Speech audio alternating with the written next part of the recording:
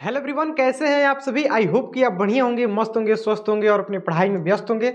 देखिए आज थंबनेल देख के आप समझ सकते हैं धातु एवं अधातु यानी क्लास 10th केमिस्ट्री के चैप्टर 3 का आज पोस्टमार्टम करने वाले हैं। क्योंकि आज तक बात करें कि आज तक 2024 तक बिहार बोर्ड में जितना भी क्वेश्चन पूछा है इस चैप्टर से, उन सभी क्वेश्चनों को देखेंगे तो काफ़ी शानदार आज क्लास होने वाला है।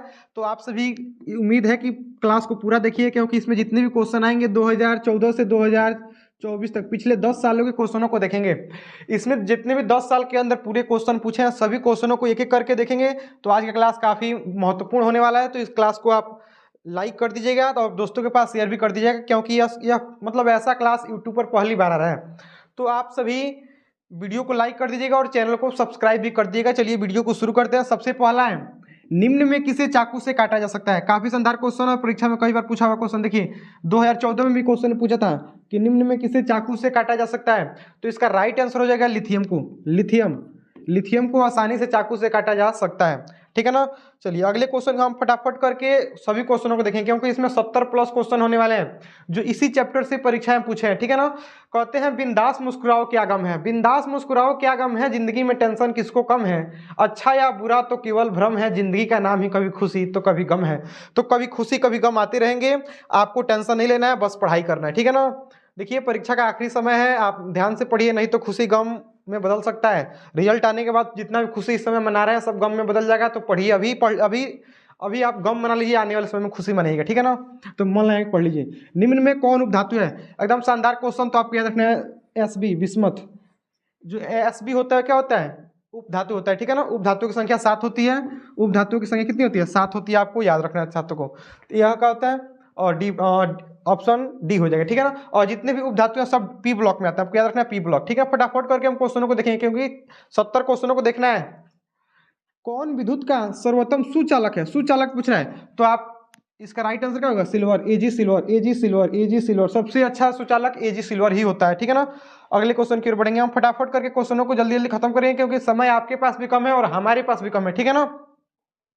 हम नहीं चाहते कि वीडियो ज्यादा लंबा हो। साधारण ताप पर फास्फोरस का अणुसूत्र, साधारण ताप पर फास्फोरस का अणुसूत्र आपको याद रखना है P4 होता है। P4। ठीक है ना। साधारण ताप पर फास्फोरस का अणुसूत्र P4 होता है। 2016 क्वेश्चन।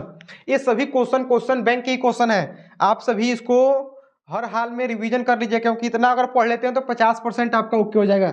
धातु की प्रकृति होती है, 2017 में क्वेश्चन पूछा था।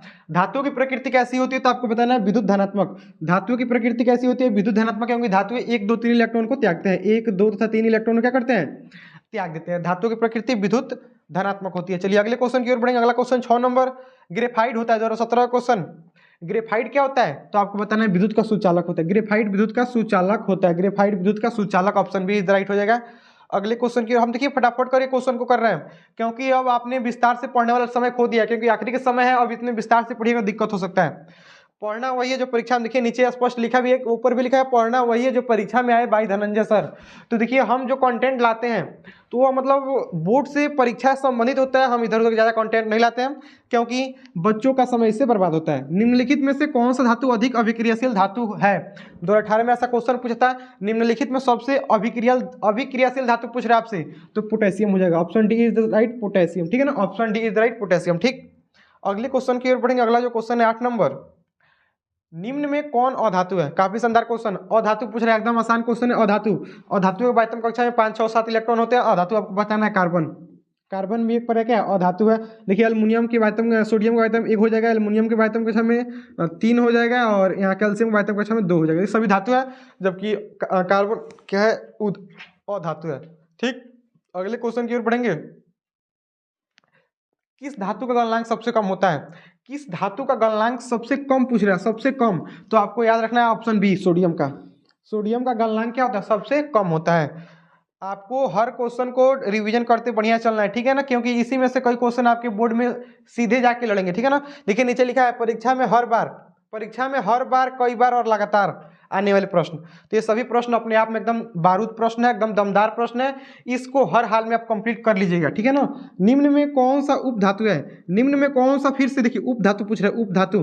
तो इसका राइट आंसर होगा जर्मेनियम, जीई जर्मेनियम। ठीक है ना।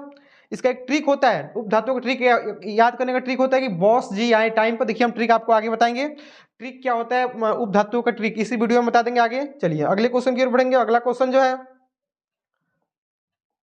अगला 11 नंबर क्वेश्चन है कि निम्न में से किस धातु को चाकू से आसानी से काटा जा सकता है। 2022 में ऐसा क्वेश्चन पूछा था, किस धातु को चाकू से आसानी से काट 2020 में ऐसा क्वेश्चन, तो किस धातु को आसानी से चाकू से काट सकते हैं, तो सोडियम को, option B is right, sodium sodium sodium, ठीक है ना। पोटेशियम को भी काटा जा सकता है, ठीक है ना, सोडियम पोटेशियम ये सभी चाकू से आसानी से कट जाते हैं। अगला क्वेश्चन देखिए है कि निम्न में कौन सबसे कम अभिक्रियाशील धातु है। सबसे कम अभिक्रियाशील की बात करें तो एफ ही है। क्या है? एफ ही। इन चारों में सबसे कम क्या होना? एफ ही। ऑप्शन देखिए आपको टिक करना है, तो ऑप्शन चारों में से जो सबसे कम हो जाएगा एफ ही हो जाएगा, ठीक। अगले क्वेश्चन की ओर बढ़ेंगे। अगला जो क्वेश्चन है 13 नंबर कि निम्न में सबसे भारी धातु कौन है। तो सबसे भारी धातु की बात करेंगे तो यूरेनियम हो जाएगा। यूरेनियम एफ ब्लॉक का धातु सबसे भारी धातु, निम्न में सबसे भारी यूरेनियम, ठीक है ना। यूरेनियम काफी खतरनाक होता है, इससे बच के रहेगा और मिलेगा भी नहीं हम लोग को। कमरे के ताप पर द्रव अवस्था में रहने वाला धातु है। तो कमरे के ताप पर द्रव अवस्था में रहने वाला जो धातु आपसे पूछ रहा है कमरे के ताप पर, वो होता है आपका पारा, Hg पारा, Hg पारा, Hg जिसको कहते हैं पारा। और पारा का यश परीक्षा में बार पर पूछता है सिनेबार। पारा का यश कौन सा होता है? Cinnabar, cinnabar, cinnabar. और सिनेबार का सूत्र Hgs। आपको इन सभी क्वेश्चनों को नहीं भूलना है, सिनेबार का सूत्र Hgs होता है, ठीक है ना। अगले क्वेश्चन की ओर बढ़ेंगे। अगला जो क्वेश्चन है हमारे 15 नंबर क्वेश्चन कर रहे हैं निम्न में कौन उपधातु है। निम्न में कौन उपधातु, देखिए उपधातु काफी खजाना क्वेश्चन है। उपधातु आप सबको याद करना होता है, एसबी आपको याद रखना है, एसबी एसबी एसबी, ठीक है ना। Option C is right, SB. चलिए अगले क्वेश्चन की ओर बढ़ेंगे। अगला क्वेश्चन है कि निम्न में कौन सी धातु विद्युत का सुचालक होती है। तो निम्न में कौन सी धातु विद्युत का सुचालक पूछ रहा है। विद्युत का क्या पूछ रहा है? सुचालक। तो सुचालक की बात करें तो ऑप्शन ए हो जाए ग्रेफाइट। ग्रेफाइट जो होता है अधातु होते हुए विद्युत का सुचालक होता है, ठीक है ना। अगले क्वेश्चन की ओर बढ़ेंगे। अगला क्वेश्चन है हमारा कौन सा धातु कमरे के ताप पर द्रव अवस्था में। देखिए ये तो क्वेश्चन का एकदम बारूद क्वेश्चन, एकदम अपने आप में दमदार। देखिए धकाधक पूछा है 14, 19, 22, 24 एकदम लाइन से पूछा। जितना बड़ा क्वेश्चन नहीं उतना से बड़ा या पूछ दिया, उतना बड़ा पूछ भी दिया। देखिए इतना बड़ा पूछा है 14, 19, 22, 24 लगातार पूछा है। तो कौन सी धातु कमरे के ताप पर द्रव अवस्था, तो अधातु की बात करें तो bromine, option A is right हो जाएगा, ब्रोमीन। आपको ब्रोमीन को भूलना नहीं है, ठीक है ना। Option A is right. जितने भी क्वेश्चन हम बोल रहे हैं सभी क्वेश्चन अपने आप में एकदम टैलेंटेड क्वेश्चन है, एकदम बारूद क्वेश्चन है। सभी क्वेश्चन एग्जाम में कहीं ना कहीं पूछे हुए हैं और इसी लेवल के क्वेश्चन आपके आएंगे। इसमें से लगभग 50% क्वेश्चन आपका धकाएंगे लड़ेगा सेम क्वेश्चन। तो निम्न में किस धातु को किरोसिन में डुबा कर रखते हैं। तो आपने पढ़ा होगा सोडियम। सोडियम को तो किरोसिन में डुबा के रखते हैं क्योंकि यह काफी क्रियाशील तत्व होता है। वायु के संपर्क में आने पर इसमें आग लग जाती है। 2023 और 22 में क्वेश्चन पूछा हुआ क्वेश्चन है। अगले क्वेश्चन की ओर बढ़ेंगे। अगला जो हमारा क्वेश्चन है 19 नंबर, निम्न में सबसे कठोर प्राकृतिक पदार्थ कौन है। इनमें सबसे कठोर प्राकृतिक पदार्थ पूछ रहे हैं। सबसे कठोर प्राकृतिक पदार्थ तो हीरा हो जाएगा, हीरा हीरा हीरा, जिसका अपवर्तनांक 2.42 होता है। 2.42 परीक्षा में कई बार पूछता है। हीरा का अपवर्तनांक 2.42, ठीक। अगले क्वेश्चन की ओर बढ़ेंगे। अगला जो क्वेश्चन भी क्वेश्चन धकाधक पूछा है 21, 22, 23 3 सालों से लगातार पूछ रहा है 21, 22, 23, ठीक है ना। तो सबसे कठोर पदार्थ हीरा। यह तो काफी प्यारा क्वेश्चन है, बोर्ड का लग रहा है क्या। 3 बार पूछा है लगातार सेम क्वेश्चन। अगला बताइए कि धातुओं की क्रियाशीलता, क्वेश्चन आपका है धातुओं की क्रियाशीलता सही क्रम है। तो धातुओं की जो क्रियाशीलता का सही क्रम NaMgZnCu, NaMgZnCu आपको याद रखना है, NaMgZnCu। इसको इस क्रम को आपको नहीं भूलना है। NaMgZnCu, sodium magnesium zinc copper, sodium magnesium zinc copper, sodium magnesium zinc copper. काफी शानदार क्वेश्चन है, आपको भूलना नहीं है, ठीक है ना। आपको इसको याद कर लेना है। देखिए शुष्क बर्फ का रासायनिक सूत्र 2023 में क्वेश्चन पूछा था। शुष्क बर्फ का रासायनिक सूत्र क्या होता है? CO2, जिसको कार्बन डाइऑक्साइड भी बोलते हैं। शुष्क कार्बन डाइऑक्साइड को शुष्क बर्फ भी बोलते हैं, शुष्क बर्फ CO2 जिसको शुष्क बर्फ भी कहा जाता है। अगले क्वेश्चन की ओर बढ़ेंगे। अगला जो हमारा क्वेश्चन है सक्रियता श्रेणी में निम्नलिखित में कौन सबसे अधिक क्रियाशील धातु है। तो सक्रियता श्रेणी में जो सबसे अधिक क्रियाशील धातु होता है सोडियम ही होता है। Option A is right, sodium, ठीक। अगले क्वेश्चन की ओर बढ़ेंगे। फटाफट हम क्वेश्चनों कर रहे हैं क्योंकि समय बहुत कम है। निम्न में कौन विद्युत का सुचालक है। तो निम्न में कौन विद्युत का सुचालक आपसे पूछ रहा है तो ग्रेफाइट हो जाएगा। निम्न में कौन विद्युत का सबसे अच्छा सुचालक है तो ग्रेफाइट। 20 और 24 में क्वेश्चन पूछा हुआ है, ठीक है ना। अगले क्वेश्चन की ओर बढ़ेंगे। अगला जो क्वेश्चन है हमारा, देखिए अगला क्वेश्चन क्या कर रहे हैं। अगला ड्यूरालुमीन किस धातु का मिश्र धातु है। तो ड्यूराल्यूमिन आपको याद रखना है, एल्यूमिनियम का हो जाएगा। Option A is right, aluminium, duralumin aluminium. ठीक, जितने भी क्वेश्चन हम आपको बता रहे हैं कहीं ना कहीं एग्जाम में पूछे हुए क्वेश्चन है, तो इसको हर हाल में आप याद करने की कोशिश करिएगा। ज़्यादा दिक्कत होगा तो एक बार और वीडियो को देखिएगा, ठीक है, ताकि आपको जल्दी से फिट बैठ सके, और हो सके इन सभी क्वेश्चनों को नोट्स कर लीजिएगा, क्योंकि यह रिवीजन करने के काम आएगा, क्योंकि इंपॉर्टेंट क्वेश्चन है सभी। हीलियम कैसा तत्व है, अगला क्वेश्चन आपसे पूछ रहा है हीलियम कैसा तत्व है, तो इसका राइट आंसर देखिए हो जाएगा, क्या आ गया, ओ माय गॉड, हट जा, कहाँ से आ गया तो यार। तो हीलियम कैसा तत्व है, इसका राइट आंसर हो जाएगा अक्रिय। अक्रिय अक्रिय अक्रिय तत्व किसको कहेंगे, वर्ग 18 के तत्व को हीलियम का संकेत He होता है। हीलियम का संकेत He जो वर्ग 18 के तत्व होता है, वर्ग 18 का तत्व हीलियम, ठीक है ना, जिसको अक्रिय या निष्क्रिय वर्ग शून्य वर्ग के तत्व या वर्ग 18 के तत्व भी कहा जाता है। ठीक, सिलिका क्या है, 2011 क्वेश्चन, देखिए 2011 क्वेश्चन है, सिलिका क्या है, तो उपधातु है। सिलिका क्या है, उपधातु, उपधातु, सिलिका क्या है, उपधातु, सिलिका उपधातु। आप 7 उपधातुओं का नाम याद जरूर कर लिया, क्योंकि इसी में से हर साल एक उपधातु का नाम पूछता है, तो आपको तो याद करना पड़ेगा। लाल तप्त आयरन पर जल वाष्प प्रवाहित करने पर कौन सा यौगिक प्राप्त होता है, तो आपको याद रखना है, इसका राइट आंसर होगा Fe3O4, Fe3O4, Fe3O4, 2014 क्वेश्चन, तो Fe3O4 प्राप्त होता है। ठीक है ना, अगले क्वेश्चन की ओर बढ़ेंगे। अगला क्वेश्चन है हमारा कि निम्न में कौन आयनिक यौगिक है, आयनिक यौगिक पूछ रहे हैं आपसे, तो एक पर प्लस होना चाहिए, एक पर माइनस।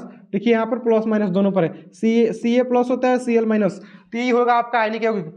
आयनिक यौगिक का पहचान, उसमें 2 आयन होते हैं, एक धनायन और एक ऋणायन, तो वही हो जाएगा आपका आयनिक यौगिक। ठीक है ना, आपको याद रखना है।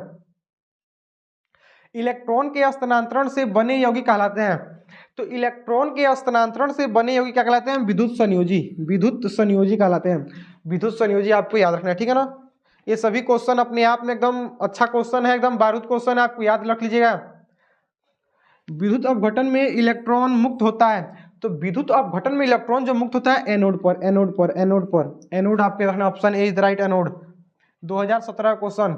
अगले क्वेश्चन की ओर बढ़ेंगे। विद्युत अपघटनी परिरकरण में अशुद्ध धातु को बनाया जाता है, 2018 में क्वेश्चन पूछा हुआ, तो इसका राइट आंसर होगा एनोड पर, एनोड पर, एनोड पर, एनोड पर। ठीक है ना, जो भी क्वेश्चन में आपको डाउट होगा कमेंट करते रहिएगा, जो भी क्वेश्चन पर डाउट हो कमेंट करिएगा, सर इस वाले में डिटेल हम कमेंट में ही आपको पूरा विस्तार से बताएंगे, क्योंकि समय देखिए कम होने की वजह से हम फटाफट आगे की ओर बढ़ रहे हैं।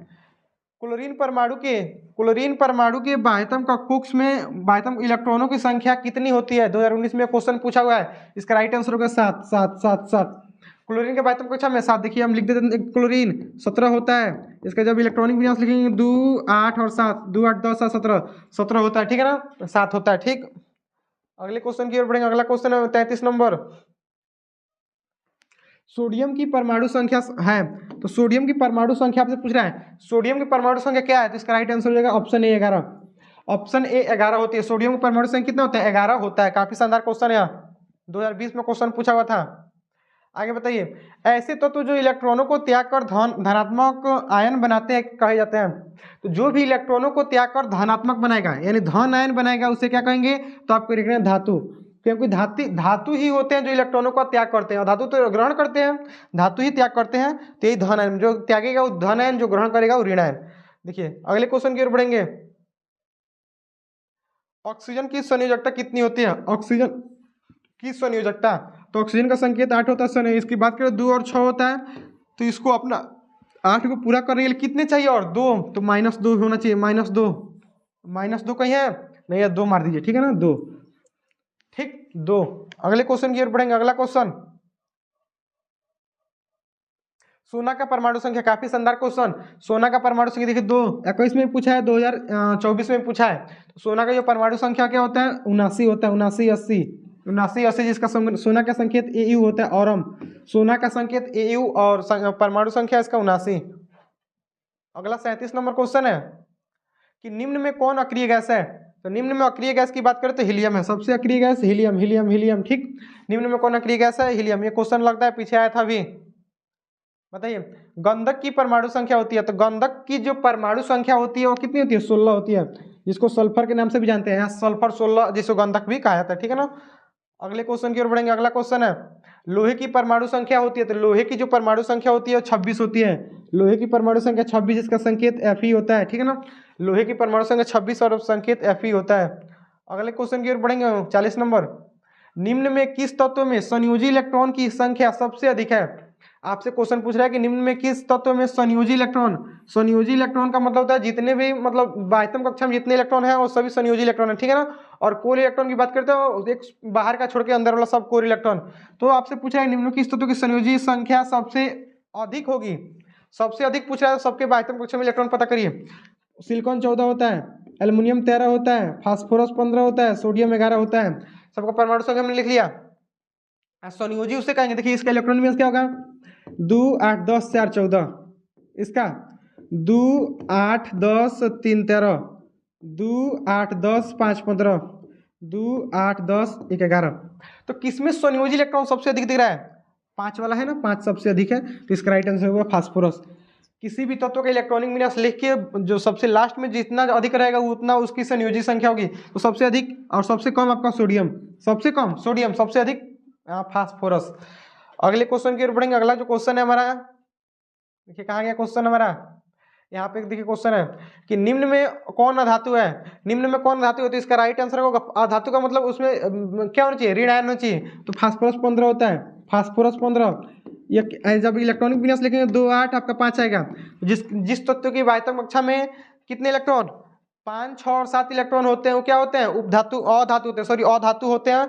और 8 वाले तो आपका अक्रिय हो जाएंगे और 4 वाला उपधातु में आ जाते हैं और 1 2 3 धातु। कैल्शियम की परमाणु संख्या, देखिए काफी शानदार क्वेश्चन। एक बार हम वीडियो को देख लेते हैं, वीडियो सही से हो रहा है कि नहीं। वीडियो सही से नहीं होगा तो मजा नहीं आएगा। देखिए तो कैल्शियम की जो परमाणु संख्या होती है वो कितनी होती है? तो 20 होती है। कैल्शियम की परमाणु संख्या कितनी होती है? 20 होती है। कैल्शियम की परमाणु संख्या 20।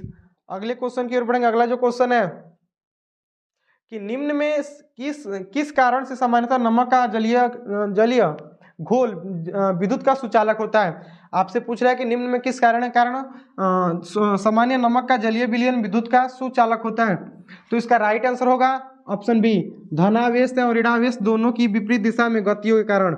धनावेश तथा ऋणावेश दोनों की विपरीत दिशाओं में गति के कारण आपको याद रखना, ठीक है ना। काफी शानदार क्वेश्चन है, सभी क्वेश्चन को आप देखते रहिएगा ध्यान से। अगला क्वेश्चन 2024 में क्वेश्चन देखिए, 2024 में क्वेश्चन पूछा हुआ सोडियम फास्फेट का अणुसूत्र होता है। तो सोडियम फास्फेट का जो अणुसूत्र होता है Na3PO4 होता है सोडियम फास्फेट, Na3PO4। आपको याद रखना है हर हाल में इस क्वेश्चन को, काफी प्यारा क्वेश्चन है। अगला क्वेश्चन देखिए 45 नंबर, सीसा और टीन के मिश्र धातु कहते हैं। तो सीसा टीन के मिश्र धातु का आपको याद रखना सोल्डर कहते हैं, सोल्डर। सीसा और टीन के मिश्र धातु को सोल्डर कहा जाता है। आपको इस क्वेश्चन को याद रखना, 2014 का क्वेश्चन है। देखिए अगला क्वेश्चन, शुद्ध सोना को व्यक्त किया जाता है। देखिए क्वेश्चन 2014 और 23 दोनों में पूछा था, 2014 और 2023 में पूछा था। शुद्ध सोना को व्यक्त किया जाता है। तो शुद्ध सोना को व्यक्त किया जाता है 24 कैरेट से, 24 कैरेट। शुद्ध सोना 24 कैरेट से व्यक्त किया जाता है। अगले क्वेश्चन की ओर बढ़ेंगे। स्टेनलेस स्टील मिश्र धातु है। तो जो स्टेनलेस स्टील है वो लोहा का मिश्र धातु होता है, लोहा, ठीक है ना। लोहा को हम देखिए फटाफट क्वेश्चनों को करा रहे हैं क्योंकि परीक्षा का आखिरी समय, इसमें ज्यादा हम बच्चों का समय नहीं लेंगे। हम जितना हो रहा है हमसे अपनी ओर से अच्छा कंटेंट ला रहे हैं, ठीक है ना। अपनी ओर से हम 100% कोशिश कर रहे हैं कि बच्चों के लिए अच्छा कंटेंट लाया जाए जिससे बच्चों को काफी अधिक फायदा हो। तो जितने भी बच्चे इसको देख रहे हैं आप लोग वीडियो को लाइक करते रहिएगा।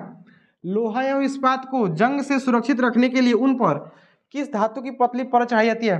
काफी शानदार क्वेश्चन है। तो इसका राइट आंसर होगा जिंक। लोहा एवं इस्पात को जंग से सुरक्षित रखने के लिए उस पर किसकी पतली परत? तो आपको बताना है जिंक की, ठीक है ना। काफी शानदार क्वेश्चन है। अगले क्वेश्चन की ओर बढ़ेंगे। 49 नंबर, लोहे के फ्राइंग पैन के जंग से बचाने के लिए निम्न में से कौन सी विधि उपयुक्त है? 2020 में ऐसा क्वेश्चन पूछा है। तो इसकी उपयुक्त विधि की बात करें तो जिंक की परत चढ़ाकर क्या कर सकते हैं? लोहे की फ्राइंग पैन से जंग को हम लोग बचा सकते हैं। अगले क्वेश्चन की ओर बढ़ेंगे। अगला जो क्वेश्चन है 50 नंबर, 2021 में क्वेश्चन पूछा हुआ क्वेश्चन, आभूषण बनाने में कैसे सोना का प्रयोग होता है? तो आभूषण बनाने में 22 कैरेट के सोना का प्रयोग होता है, 22 कैरेट। आभूषण बनाने में 22 कैरेट का सोना का प्रयोग होता है। अगला क्वेश्चन, ताम्र एवं टीन के मिश्र धातु कहते हैं। तो ताम्र एवं टीन के मिश्र धातु कहते हैं आपका कांसा कहते हैं, ठीक है ना। Option A is the right, कांसा। ठीक, अगले क्वेश्चन की ओर बढ़ेंगे। 52 नंबर, स्टेनलेस स्टील में लोहे और कार्बन के अतिरिक्त अन्य तत्व रहते हैं। जो स्टेनलेस स्टील होता है उसमें लोहा तो रहता ही है, लोहा तो रहता है, कार्बन में रहता है, उसके अलावा उसमें कौन से तत्व रहते हैं? इसका राइट आंसर हो जाएगा option C. Option C nickel एवं क्रोमियम, निकेल एवं क्रोमियम, निकेल एवं क्रोमियम, निकेल एवं क्रोमियम रहते हैं, निकेल एवं क्रोमियम, Cr निकेल और क्रोमियम रहते हैं, ठीक है ना। अगले क्वेश्चन की ओर बढ़ेंगे। अगला क्वेश्चन है 53 नंबर। पीतल है, देखिए जितना बड़ा क्वेश्चन है उतना बार पूछा है, जितना बड़ा नहीं है उससे कई बार ये पूछ दिया, ठीक ना। तो पीतल क्या है? पीतल आपको बताना है मिश्र धातु। पीतल क्या है? मिश्र धातु है। पीतल क्या है? मिश्र धातु। अगले क्वेश्चन की ओर बढ़ेंगे। लोहे को जिंक से लेपित करने की क्रिया को क्या कहते हैं? तो लोहा से जब जिंक को लेपित करते हैं, देखिए ये भी क्वेश्चन कई बार पूछा है, 13, 21, 24, 13 में भी, 21 में भी, 24 में भी। तो लोहा से जिंक को जब लेपित करते हैं उससे कहते हैं गैल्वनीकरण। क्या कहेंगे? गैल्वनीकरण कहते हैं, गैल्वनीकरण। काफी शानदार क्वेश्चन है। अगले क्वेश्चन की ओर बढ़ेंगे। 55 नंबर। निम्न में कौन धातु सर्वाधिक तन्य है? यानी ऐसी कौन सी धातु सबसे अधिक तन्य है? तो हो जाएगा आपका सोना। सोना, सोना। 1 ग्राम सोना से, 1 ग्राम सोना से लगभग 2 किलोमीटर लंबा तार बना सकते हैं। 2 किलोमीटर लंबा तार 1 ग्राम सोना से। यह सुनकर आपको कैसा लगा कमेंट में बता दीजिएगा। 1 ग्राम सोना से 2 किलोमीटर लंबा तार बनाया जा सकता है। पारा का अयस्क कौन है? पारा का अयस्क की बात करें तो सिनेबार है। पारा का अयस्क कौन है? Cinnabar, cinnabar. पारा का अयस्क सिनेबार। ये भी क्वेश्चन काफी इंपोर्टेंट है। सिनेबार का सूत्र HGS, सिनेबार का सूत्र HGS होता है, आपको याद रखना है। बक्साइट किस धातु का महत्वपूर्ण अयस्क है? काफी शानदार क्वेश्चन। बक्साइट किस धातु का महत्वपूर्ण अयस्क है? तो इसका राइट आंसर होगा एल्युमिनियम का। एल्युमिनियम का, बक्साइट एल्युमिनियम, ठीक है ना। 2018 क्वेश्चन। अगले क्वेश्चन की ओर बढ़ेंगे। जास्ता किसका अयस्क है?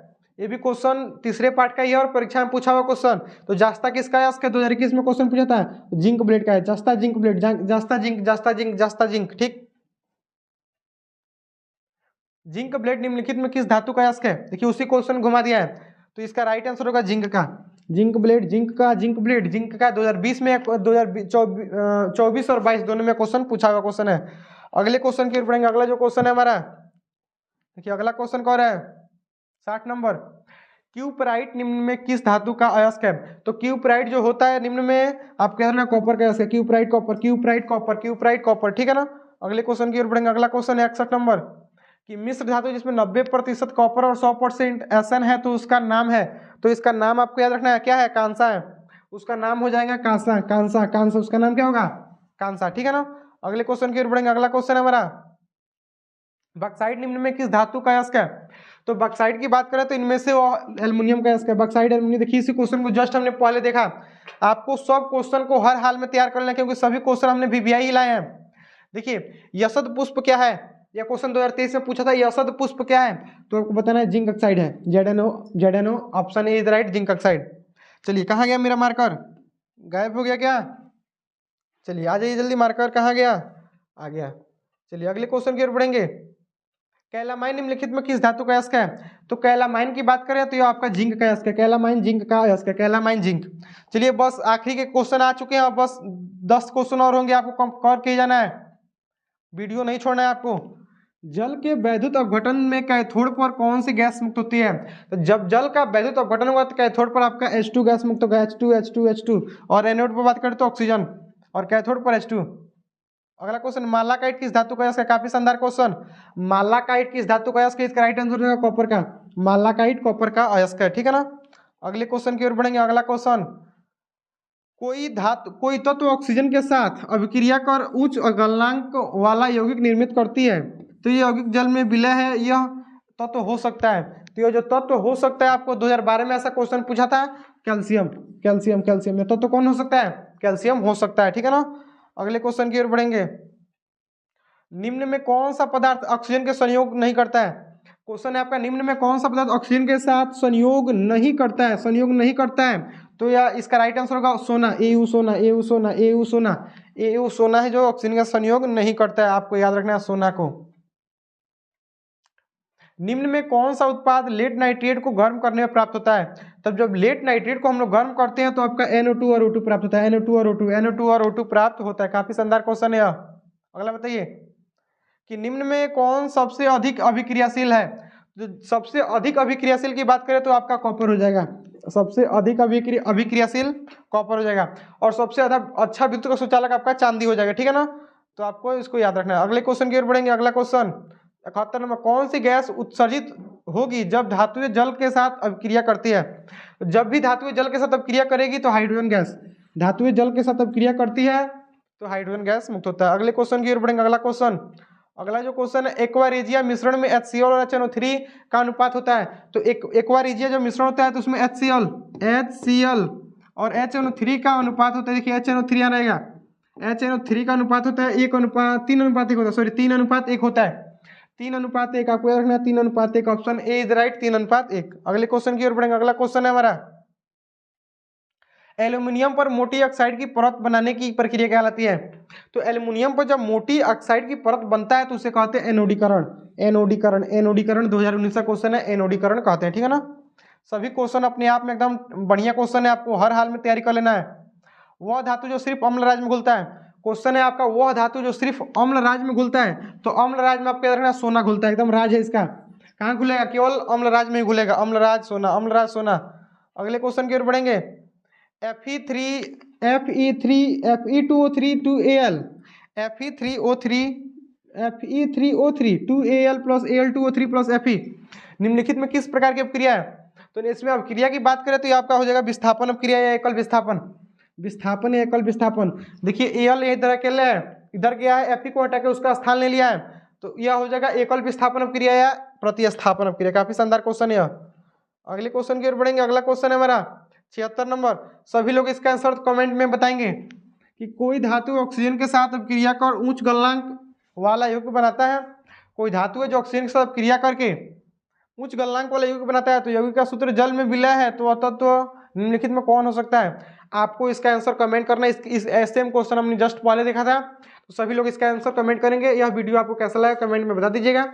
और हमारी मेहनत के बारे में आप क्या कहें? देखिए इसको बनाने में हमको काफी अधिक मेहनत करना पड़ा। देखिए आज तक आपके तीसरे पार्ट से ओनली 76 क्वेश्चन ही बोर्ड में पूछे हैं। 76 क्वेश्चन आपके बोर्ड एग्जाम में पूछा गया आज तक, धातु व धातु से केवल 76। तो आपको हर हाल में इसको याद कर लेना है, क्योंकि इसी में से कई क्वेश्चन आपके रिवीजन एकदम हूबहू यही क्वेश्चन आएंगे। तो इसको हर हाल में आप तैयारी कर लीजिएगा। आपको वीडियो कैसा लगा कमेंट में बता दीजिएगा। चलिए आज के लिए इतना ही, फिर मिलेंगे किसी नेक्स्ट वीडियो में नए टॉपिक के साथ। तब तक के लिए बाय।